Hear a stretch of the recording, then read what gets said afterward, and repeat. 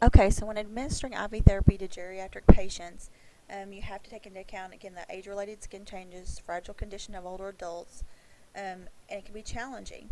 You pay close attention to the mechanical aspects of accessing the vein and administering the fluids, but also to the patient's tolerance of the fluids and overall therapy with physiological effects. Assessment again plays a crucial role when you're administering the IV therapy to elderly patients. You do an initial assessment, you check their orders to ensure that they don't conflict with your assessment findings or any advanced directives that the patient may have. Advanced directives, another key when you're providing therapy to geriatric patients.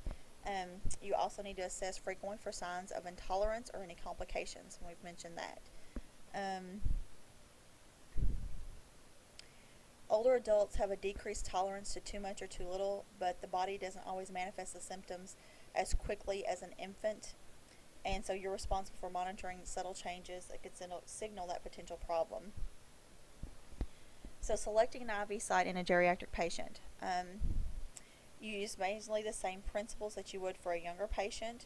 However, you avoid sites that are already bruised, areas of flexion, especially the hands if possible, to reduce the risk of dislodgement, which can lead to infiltration and phlebitis.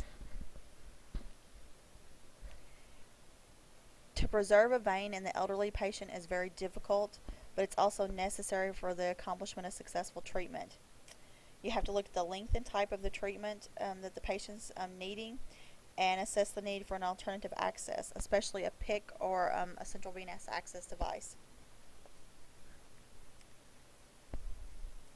Also, inserting an IV catheter into an elderly patient follows the same principles as that for a younger patient as well. You choose an appropriate site, you palpate the veins, apply a tourniquet if necessary for an elderly patient. You may find that some elderly patients have very visible veins. If they're taking an anticoagulant, avoid using the tourniquet because it may cause bleeding or hematoma formation. If at all possible, you avoid veins that are thick and rope-like because it indicates thick occluded vein walls, and inserting and threading the catheter into them is going to be very difficult. Again, prepare the site. Remember that their skin is very dry and loose, and it can't tolerate much of the antiseptics needed for the cleansing. It's recommended that skin disinfectants for elderly patients include chlorhexidine, povidone iodine, alcohol, and 2% tincture of iodine. You use a careful friction motion, allow it to dry before you insert the catheter. And because that patient has looser tissue, you have to stabilize the vein, and it may be difficult to do. You have to stretch the skin proximal to the insertion site and anchor it firmly with your non-dominant hand. Because their veins are much more fragile, you have to perform the venipuncture quickly and efficiently to avoid excess bruising. You probably have to use a smaller gauge needle because it's going to be more appropriate and easier to insert for them. If you use a tourniquet, remove it promptly to prevent bleeding through the vein wall around the infusion device because of increased vascular pressure. When you secure an IV catheter in an elderly person, you have to pay special attention to the skin. Again, because that skin is so much thinner and it's more fragile, you don't use as much adhesive as you normally would. You use a catheter securement device and a transparent semi-permeable dressing.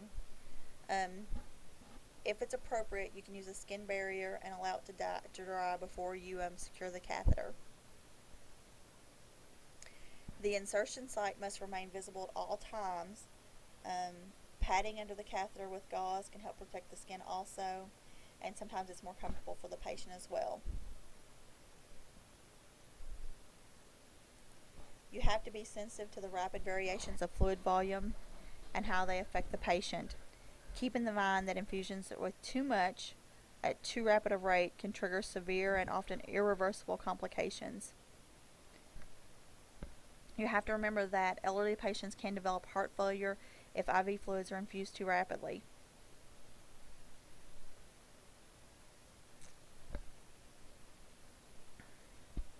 Again, to control the flow, you'll need to ensure that you have administration tubing with additional safety features, either electronic or mechanical flow devices, and that the tubing is long enough to provide an adequate range of motion for the patient, but not so much so that it drags on the floor and creates a hazard for them to fall.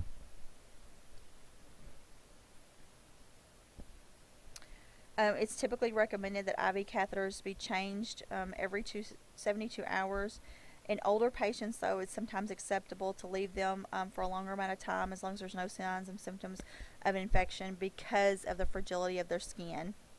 So you have to know what your facility's policy is and if that's even an option for you.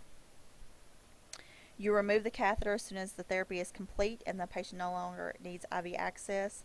This again helps decrease the risk of infection, which is a prime consideration. Catheter removal can be more difficult, especially with that thin skin. You need to take extra care when removing it. Use an adhesive remover to help alleviate the pain and to prevent skin tearing. Now, complications for a geriatric IV therapy. Older people are much more sensitive to the complications because of those changes in the metabolic systems, the F&E imbalances, chronic disease, malnutrition, and the changes in the skin. So the first thing that's for them is phlebitis. Infiltration, extravasation, occlusion, pulmonary edema, air embolism, and speed shock. You have to be aware that older patients also have a diminished pain sensation, especially in their hands and feet, and especially based on certain disease processes like diabetes. If they have peripheral neuropathy, they're not always going to be aware of any pain that may be going on. So they may not be aware that if there is phlebitis or an infiltration. So you need to carefully assess the IV site every 2 hours. Every 2 hours. Signs and symptoms of fluid overload, hypersensitivities, and other complications. You have to teach them about their therapy. Tailor the approach to account for the different learning styles, abilities, and needs. And you have to keep in mind how the aging process may affect their mental capacity, their sensory perception, and again, that psychomotor function.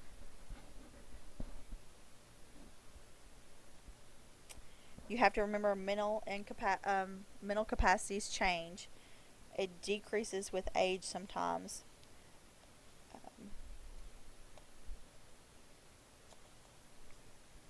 Based on those degenerative processes, you'll have a mental decline. Talk to them. Find out about their previous experiences with IV therapy. Use their knowledge as the beginning of your teaching. Typically, geriatric patients need more time to process and react to information, especially when something new or when it's complex. So you need to avoid long explanations, divide teaching into short segments, provide plenty of time to allow them to comprehend, allow extra time to answer questions, and repeat the information if they seem confused or hesitant to answer questions.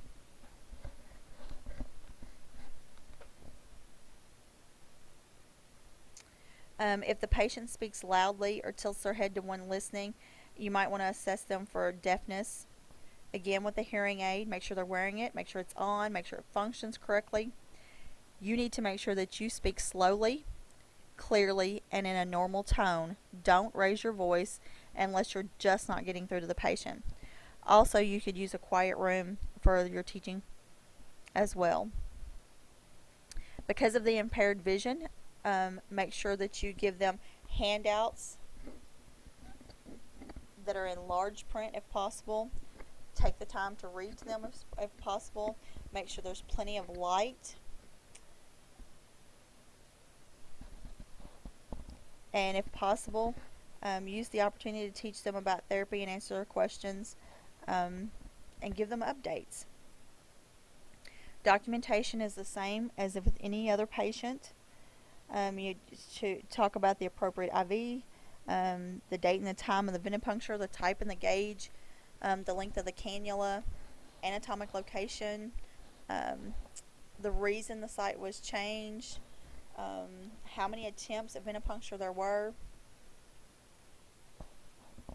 and then how they tolerated it, the name and amount of medication or the solution, any adverse reactions, and any patient teaching. On 327, there is another, again, a geriatric IV therapy review.